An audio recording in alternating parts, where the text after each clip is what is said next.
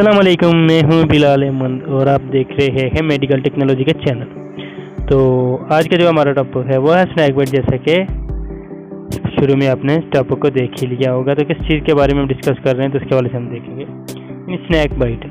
क्योंकि अमूमन वीडियो बनाने का मकसद ये है कि आजकल जो अमूमन ये होता है कि स्नैक बाइट कोई किसी को सांप डस ले तो उसके वाले से लोगों को पता नहीं होता। तो उसके वाले से मैं ये समझता हूँ कि ये वीडियो उन लोगों के लिए जिनको कोई ऐसी हंगामी सूरत पैदा हो, क्योंकि हर किसी को पेश आ सकती है। इस ऐसे वीडियो को पूरा बात कीजिएगा और जो भाई न्यू है चैनल को सब्सक्राइब कीजिएगा। तो बिना वक्त ज़ाया किए हम चलते हैं अपनी वीडियो की जगह। तो स्टार्ट करते हैं। स्नैक बाइट होता क्या है? जो सांप है ना, सांप ये बहुत इकसाम के होते हैं, लेकिन बुनियादी तौर पर इनकी दो ही इकसाम है। एक किस्म है जिसका एक वो किस्म होती है जिसमें जो इसका असर होता है, इसका असर जहर का असर होता है, खून पर होता है। लेकिन जो दूसरी किस्म है उसका होता है नर्व्स पर। एक सांप की दो इकसाम में से एक जो होती है खून पर असर करती है, और जो दूसरे वाली है वो करती है नर्वस सिस्टम यानी एसाब पर करती है। तो ये जो सांप होते हैं बहुत जहरीले इकसाम के होते हैं, बहुत सी जहरीली इकसाम होती हैं। इंसान खौफ से ही मर जाता है। इसका ऐसा खौफ होता है, आपने खुद भी जज किया होगा, इसका खौफ ही ऐसा कि बंदा मर जाता है।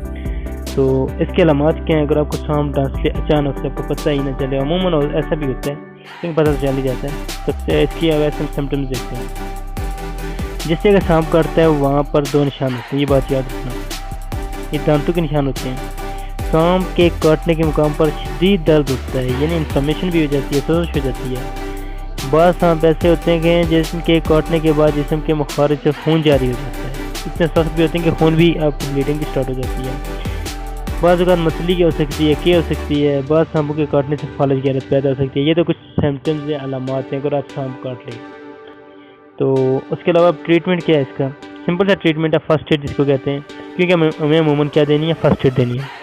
तो फर्स्ट एड के हवाले से आपको ये पता होना चाहिए कि जिसको सांप ने काटा हो इसको इब्तदाई तिबी इमदाद लेकर जिस कदर जल्दी हो सके अस्पताल पहुँचा दे, ताकि तखीर ना हो।